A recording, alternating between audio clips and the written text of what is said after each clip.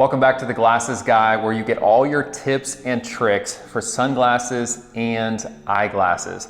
Today we're going to talk about a term called astigmatism. Many people ask me, what does astigmatism mean? And so the easiest way to know if you have it or not is by looking at your paper prescription or digital copy. And if you have numbers in the second and third column, then you have a correction for astigmatism.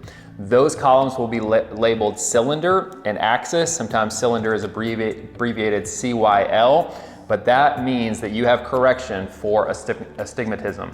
So what is astigmatism? This is gonna be a very simple, straightforward illustration, but basically it's the misshapen of the cornea. So a healthy cornea that you're seeing well out of is gonna be more of a circle shape, and a cornea with astigmatism that you need correction for, getting that blurry vision, it's gonna be shaped more like a football. And so in very simple terms, you can realize that the way the light is being focused on your retina is changing because of the shape of the cornea. So what the prescription does for you, the astigmatism correction, is it's allowing your cornea to be seeing like it's circular, even though it's more of that football shape. And so now you can know exactly what astigmatism means, why it's on your prescription, and how it might affect your vision.